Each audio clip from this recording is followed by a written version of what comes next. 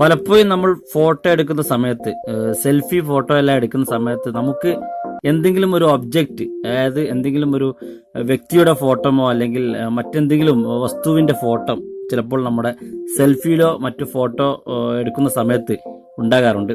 ചിലപ്പോൾ അത്തരം സാഹചര്യത്തിൽ അത്തരം ഫോട്ടോയിൽ നിന്ന് ആ ഒരു ഒബ്ജക്റ്റ്, അൺവാണ്ടഡ് ഒബ്ജക്റ്റ് നമുക്ക് ഡിലീറ്റ് ചെയ്യാൻ, റിമൂവ് ചെയ്യാൻ നമ്മൾ ആഗ്രഹിച്ചിട്ടുണ്ടാകും.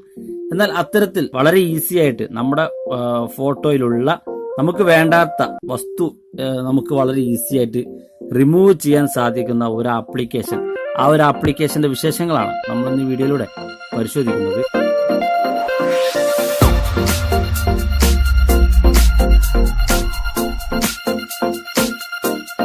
ഈ ഒരു ആപ്ലിക്കേഷൻ പ്ലേ സ്റ്റോറിൽ നിന്ന് നമുക്ക് ഡൗൺലോഡ് ചെയ്യാൻ സാധിക്കും. ആപ്ലിക്കേഷന്റെ ലിങ്ക് വീഡിയോക്ക് താഴെ ഡിസ്ക്രിപ്ഷനിൽ നൽകുന്നതാണ്. നിങ്ങൾക്ക് അവിടെ നിന്ന് ക്ലിക്ക് ചെയ്തുകൊണ്ട് ഡൗൺലോഡ് ചെയ്തെടുക്കാൻ സാധിക്കും. ഈ ഒരു ആപ്ലിക്കേഷൻ നമ്മൾ ഓപ്പൺ ചെയ്യുമ്പോൾ കാണുന്ന ഇന്റർഫേസ് ഇങ്ങനെയായിരിക്കും. ഈ ഒരു ആപ്ലിക്കേഷൻ ചില പരസ്യങ്ങൾ നമുക്ക് കാണാൻ സാധിക്കും. കാരണം ഈ ഒരു ആപ്ലിക്കേഷൻ സൗജന്യമായി ലഭിക്കുന്നത് കൊണ്ടാണ്. ഇവിടെ നമ്മൾ ആപ്ലിക്കേഷന്റെ ഏറ്റവും അവസാന ഭാഗത്ത് നമുക്ക് 4 ഓപ്ഷൻസുകൾ കാണാൻ സാധിക്കും. ഗാലറി, ക്യാമറ, കളക്ഷൻസ്, ട്യൂട്ടോറിയൽ, ഇങ്ങനെയുള്ള 4 ഓപ്ഷൻസുകൾ കാണാൻ സാധിക്കും.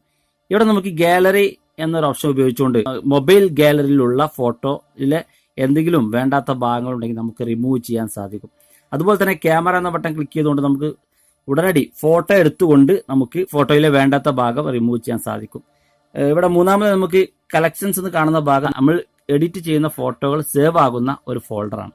നമുക്ക് ഗാലറിയിൽ നിന്നൊരു ഫോട്ടോ ഉപയോഗിച്ചുകൊണ്ട് എങ്ങനെ നമ്മുടെ ഫോട്ടോയിൽ വേണ്ടാത്തൊരു ഭാഗം നമുക്ക് എങ്ങനെ റിമൂവ് ചെയ്യാമെന്ന് നോക്കാം.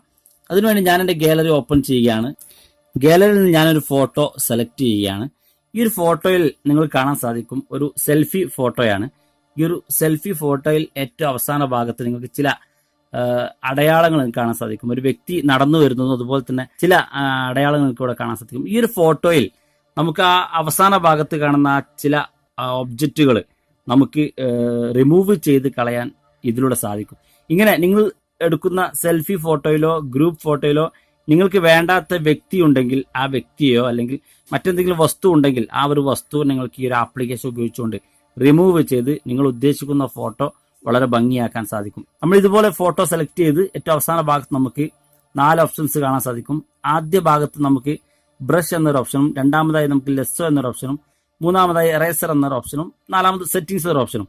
ഇവിടെ നമുക്ക് ബ്രഷ് എന്ന് കാണുന്ന ഭാഗം നമുക്ക് ക്ലിക്ക് ചെയ്യാം.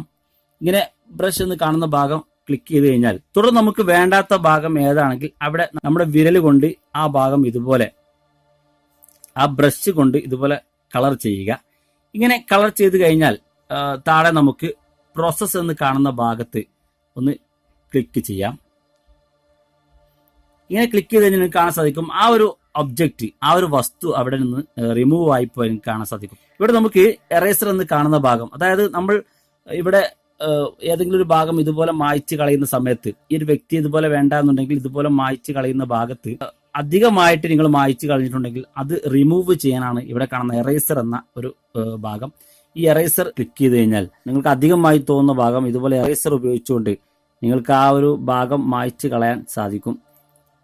തുടർന്ന് നിങ്ങൾക്ക് വേണ്ട ഭാഗം ഇതുപോലെ ബ്രഷ് ഉപയോഗിച്ചുകൊണ്ട് മാർക്ക് ചെയ്ത് ഇതുപോലെ കറക്റ്റായിട്ട് ആ ഒരു ഭാഗം ഇതുപോലെ കളർ ചെയ്ത് നിങ്ങൾക്ക് ഇവിടെ കാണുന്ന പ്രോസസ്സ് എന്ന് കാണുന്ന ഭാഗം ക്ലിക്ക് ചെയ്തുകൊണ്ട് നിങ്ങൾക്ക് ആ ഭാഗം ഇതുപോലെ റിമൂവ് ചെയ്യാൻ സാധിക്കും.